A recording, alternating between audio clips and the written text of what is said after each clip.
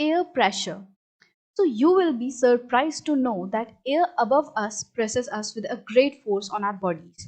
So आपको जानकर हैरानी होगी कि हमारे चारों तरफ जो एयर है वो हम पर लगातार एक दबाव बना रही है। तो क्या आपको पहले से ये पता था कि जो एयर है वो हम पे एक प्रेशर बनाती है? बट आप बोलोगे कि मैम मुझे तो ये कोई प्रेशर पता ही नहीं चलता, मुझे तो ऐसा कोई भी दबाव महसूस होता ही नहीं है।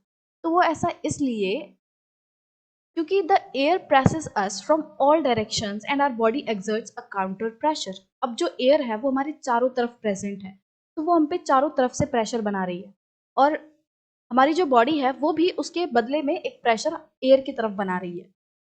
तो ये आप हैं और आपके चारों तरफ ये ब्लू ब्लू एयर है। अब ये एयर क्या कर रही है, वो चारों तरफ से हम पे एक प्रेशर एक्सर्ट कर रही है, राइट। चारों तरफ से ये हम पर एक प्रेशर इस तरीके से एक्सर्ट कर रही है। अब इसके बदले में हमारी जो बॉडी है वो भी एयर की तरफ एक प्रेशर एक्सर्ट कर रही है, मतलब एक काउंटर प्रेशर दे रही है। हवा हम पर एक प्रेशर दे रही है और हम हवा की तरफ एक प्रेशर दे रहे हैं, राइट। तो इस कारण से हमारे ऊपर ये जो प्रेशर है वो नहीं महसूस होता, क्योंकि हम भी एक प्रेशर बना रहे हैं हवा की तरफ और हवा भी हम पे एक प्रेशर बना रही है। तो ओवरऑल जो भी प्रेशर है वो हमें महसूस ही नहीं हो रहा, right. Air pressure is defined as the pressure exerted by the weight of air on the earth's surface. अब ये एयर प्रेशर है क्या? एयर प्रेशर वो प्रेशर है जो कि एयर के वेट ने अर्थ के सरफेस पे बना के रखा है, राइट। कि ये अर्थ का सरफेस है और यहाँ पे ये एयर है। अब एयर का जो भी वेट है वो अर्थ के ऊपर एक प्रेशर बना रहा है, अर्थ के सरफेस की तरफ एक प्रेशर बना रहा है, तो उसी को हम कहते हैं एयर प्रेशर, एक दबाव बना रहा है। As we go up the layers of atmosphere, the pressure falls rapidly. अब हमने एटमॉस्फेयर के लेयर्स पढ़े थे, राइट। ये हमने एटमॉस्फेयर के लेयर्स पढ़े थे। तो अब हम जैसे जैसे इस तरीके से ऊपर जाते जाएंगे, पहले ट्रोपोस्फेयर है फिर स्ट्रेटोस्फेयर पे जाएंगे, तो जो एयर प्रेशर ट्रोपोस्फेयर पे होगा वो स्ट्रेटोस्फेयर के एयर प्रेशर से कम ज्यादा होगा। नीचे वाला जो प्रेशर है वो ज्यादा होगा और ऊपर जो है जैसे जैसे हम ऊपर जाते जाएंगे वैसे वैसे प्रेशर कम होता जाएगा एयर का। तो मेसोस्फेयर का जो एयर प्रेशर है वो स्ट्रेटोस्फेयर के प्रेशर से कम होगा। इसी तरीके से थर्मोस्फेयर का जो एयर प्रेशर है वो मेसोस्फेयर से कम होगा, और एक्सोस्फेयर का जो एयर प्रेशर है वो थर्मोस्फेयर से भी कम होगा, राइट। तो अगर हम इन सभी लेयर्स को कंपेयर करें तो सबसे ज्यादा कम जो एयर प्रेशर है वो एक्सोस्फेयर के यहाँ पे होगा। तो एटमॉस्फेयर में जैसे जैसे हम ऊपर के लेयर की तरफ बढ़ते जाते हैं, जैसे जैसे हम ऊपर जाते हैं वैसे वैसे एयर का प्रेशर जो है वो कम होने लगता है। तो the air pressure is highest at the sea level and decreases with the height. तो एयर का प्रेशर सबसे ज्यादा कहाँ पे है, वो है सी लेवल पे, राइट। मान लो ये समुद्र तल है, मतलब कि ये आपकी सी है, और इसके ऊपर जो भी एयर होगी ना उसका प्रेशर हाईएस्ट होगा, और फिर जैसे जैसे आप ऊपर जाते जाओगे वैसे वैसे एयर का प्रेशर कम होने लगेगा, right.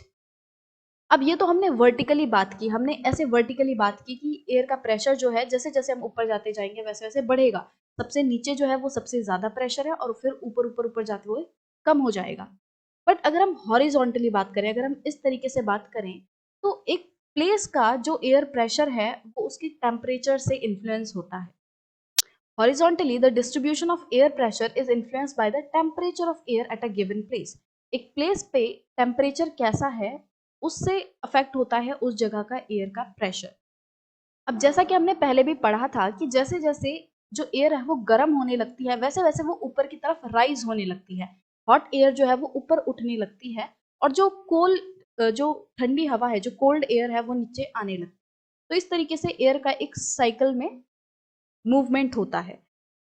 So in areas where temperature is high, the air gets heated and rises.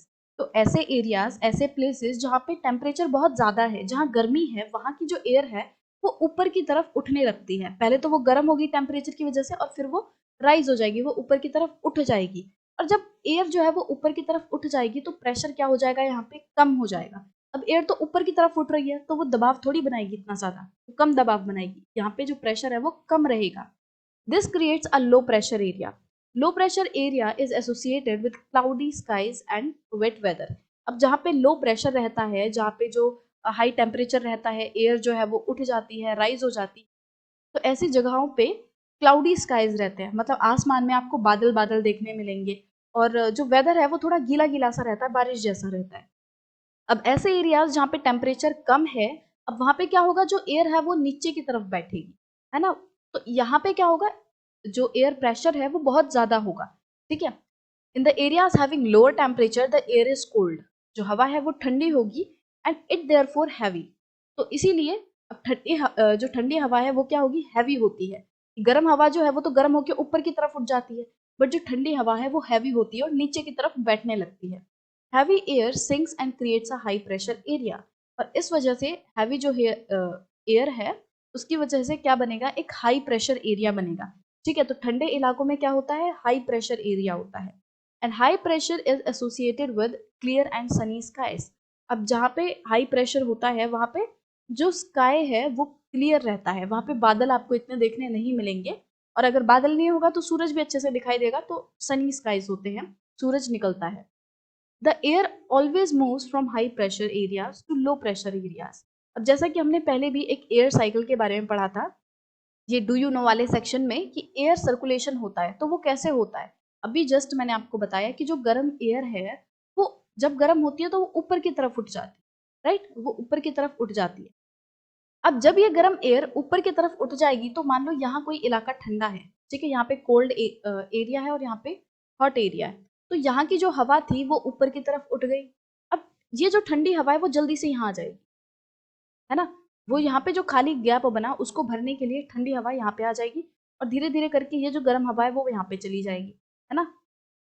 फिर ये जब नीचे आएगी, क्योंकि ये ऊपर गई तो ये ठंडी हो गई, और फिर ठंडी होते होते ये यहाँ पे सिंक करने लगी, और जब यहाँ पे आएगी तो वो फिर से यहाँ वाला एरिया को ऑक्यूपाई करने चली जाएगी जब यहाँ की गर्म एयर ऊपर चली जाएगी। ठीक है, तो इसी तरीके से जो एयर है वो हाई प्रेशर से लो प्रेशर की तरफ मूव करती है। तो कोल्ड एरियाज में क्या होता है, हाई प्रेशर होता है, तो हाई प्रेशर से कहाँ पे मूव करती है, लो प्रेशर की तरफ एयर मूव करती है। कैसे मूव करती है ये मैंने आपको बता दिया, कि लो प्रेशर कहाँ होता है, वहां पे जहाँ पे टेम्परेचर ज्यादा होता है, तो हवा जो है वो गर्म होकर ऊपर उठ जाती है। अब ये वाला जो एरिया है वो तो खाली हो गया ना, तो यहाँ पे क्या आएगा, यहाँ पे ठंडी हवा आ जाएगी, तो हाई प्रेशर से लो प्रेशर की तरफ एयर इस तरीके से मूव करती है। Now let's look at this do you know section. On the moon there is no air and hence no air pressure. अब मून पे कोई एयर ही नहीं है, और जब एयर ही नहीं है तो एयर का प्रेशर की तो कोई बात ही नहीं होती, है ना, जब एयर ही नहीं है तो एयर प्रेशर कहाँ से होगा। Astronauts have to wear special protective space suits filled with air when they go to the moon. अब जो एस्ट्रोनॉट्स मून पर जाते हैं, चांद पर जाते हैं, तो वो एक स्पेशल प्रोटेक्टिव स्पेस सूट्स पहन के जाते हैं, होते हैं ना, हमने देखे हैं स्पेस सूट्स पहन के जाते हैं वो, तो वो जो स्पेस सूट होते हैं उनमें एयर होती है। ठीक है, वो स्पेस सूट्स एयर से भरे हुए होते हैं, तो इस तरीके के जो एयर फिल्ड स्पेस सूट्स हैं वो पहनकर एस्ट्रोनॉट्स को चांद पे जाना पड़ता है। अब ऐसा क्यों, वो नॉर्मली क्यों नहीं जा सकते, बिना किसी स्पेशल सूट के वो क्यों नहीं जा सकते। अगर वो बिना किसी स्पेशल सूट के जाएंगे तो होगा क्या, if they did not wear these space suits, the counter pressure exerted by the body of the astronauts would make the blood vessels burst. The astronaut would bleed. अब हमने पढ़ा था कि एयर जो है वो हम पे एक प्रेशर बना रही है, और हमारी जो बॉडी है वो भी एयर की तरफ एक प्रेशर बना रही है। ठीक है, अब चांद पे एयर तो नहीं है, तो एयर का तो कोई प्रेशर नहीं लगेगा, एयर की तरफ से कोई प्रेशर नहीं आएगा, बट हमारी जो बॉडी है वो तो कंटिन्यूअसली प्रेशर देगी ना, वो तो बाहर की तरफ प्रेशर बनाएगी, राइट।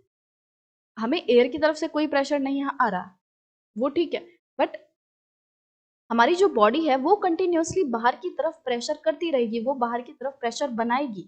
अब जब हमारी जो बॉडी है वो बाहर की तरफ प्रेशर बनाएगी तो हमारी जो ब्लड वेसल्स हैं वो एकदम फट जाएंगी प्रेशर की वजह से, क्योंकि जो अंदर से ब्लड है वो बाहर की तरफ प्रेशर दे रहा है, और बाहर से हमें कोई प्रेशर मिल नहीं रहा उसको नलीफाई करने के लिए, है ना, तो हमारी जो ब्लड वेसल्स हैं वो फट जाएंगी। इसको मैं आपको दूसरे एग्जाम्पल से बताऊं, तो मान लो आपके पास एक बॉक्स है, ठीक है, और वो बॉक्स आपने सेंटर में यहाँ रखा हुआ है, राइट, आपके पास यहाँ बॉक्स है और आप दो दोस्त मिलके, एक दोस्त यहाँ से एकदम इक्वल इसको धक्का दे रहा है, ठीक है, और एक दोस्त यहाँ से धक्का दे रहा है। अब क्या ये बॉक्स हिलेगा, आप दोनों इक्वल धक्का लगा रहे हो, इक्वल फोर्स लगा रहे हो इस बॉक्स पर, तो क्या ये बॉक्स हिलेगा, नहीं, बॉक्स को कुछ भी नहीं होगा। बट अगर आप में से एक जो फ्रेंड है वो धक्का देना बंद कर दे, मान लो इस वाले फ्रेंड ने धक्का देना बंद कर दिया, अब क्या होगा, अब ये जो बॉक्स है वो इस तरफ मूव करने लगेगा। सिमिलरली अब हो क्या रहा है, हमें बाहर से कोई प्रेशर नहीं मिल रहा, ठीक है, तो हमारी बॉडी जो प्रेशर बनाएगी उसकी वजह से क्या होगा, हमारी जो ब्लड वेसल्स हैं वो फट जाएंगी। ठीक है, पहले फट नहीं रही थी, जब हम अर्थ पे हैं तो कुछ भी नहीं हो रहा है, ऐसा क्यों, क्योंकि हमें दोनों तरफ से प्रेशर मिल रहा है, तो इस बॉक्स की तरह हम पे कोई फर्क नहीं पड़ रहा, हमारी जो ब्लड वेसल्स हैं वो फट नहीं रही, क्यों, क्योंकि उनके ऊपर बाहर से भी एक प्रेशर आ रहा है, राइट? तो अगर हम मून पर बिना किसी स्पेशल स्पेस सूट के जाएंगे तो होगा क्या, हमारे जो ब्लड वेसल्स है वो प्रेशर की वजह से फट जाएंगे और जो एस्ट्रोनॉट्स हैं वो ब्लीड करने लगेंगे, उनकी बॉडी से खून निकलने लगेगा, राइट? तो इसलिए this is very very important for us, for the astronauts to wear space suit.